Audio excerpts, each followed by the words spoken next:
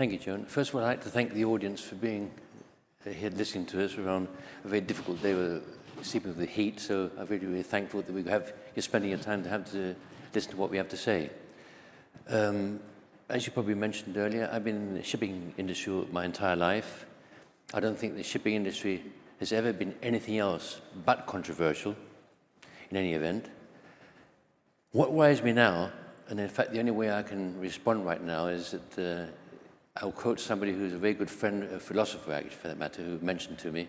She said, "George, stay confused." I repeat, stay confused.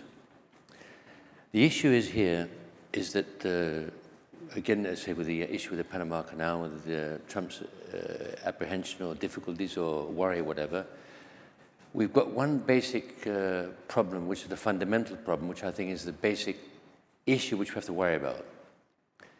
When we're in issues where we have problems, the first basic prerequisite, in my view, is not to react, but to respond.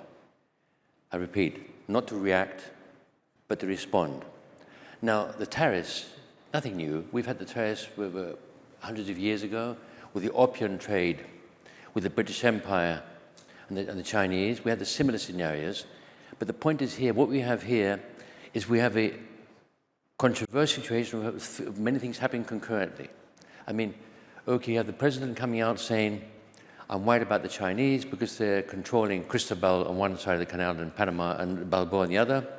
And that, of course, has been resolved to a certain extent by having BlackRock, who I understand is taken over the commercial side of that. So, but effectively, even that's not really an argument, because the Chinese, in some respects, they're so powerful, they're so, how can I say, efficient.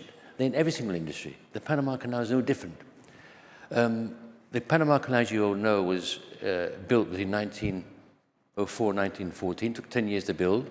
Incidentally, it wasn't built by the Americans. It was started by the French. And they had to walk out because they became financially insolvent. And when the canal was built, it still was an issue which was concerned the Panama Canal, a different nation. Now, the idea, with all due respect, of coming out saying, well, we're taking over Panama. I mean, I can see to a certain extent the concern which we're having, but I'm not going to be critical about what his decision-making process. What I'm critical of is the process of how you decide. And how you decide, you have to address the people concerned, the Panama Canal, the nation, a different country. And we had a similar scenario with his observations about what he's going to do with Canada, what he's going to do with Greenland. I mean, these things can be colorful, but on the other hand, they do worry people, the world at large, simple people like me, because people of that kind of power, that kind of integrity, that kind of situation, when you come out with those kind of statements, it actually causes a disruptive worry, which is no reason, because I think at the end of the day, the tariff scenario will adjust itself. We always started with the fancy figures, and then started reducing the figures to something less, and it's been a bit of a cat and mouse scenario, if one can use that term. It is a cat and mouse scenario. But eventually it will adjust itself.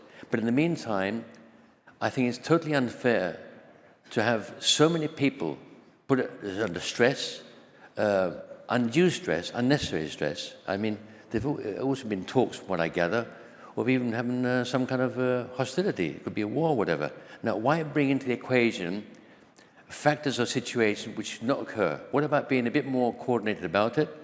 And as I mentioned earlier, we have to address the issue of tariffs. There are good sides and bad sides to it, but let's look at the good side and give the world at large the opportunity of having that adjustment. It was only in your magazine, The Economist, which you mentioned there, just quote here, Trumponomics will erode the foundations of American prosperity.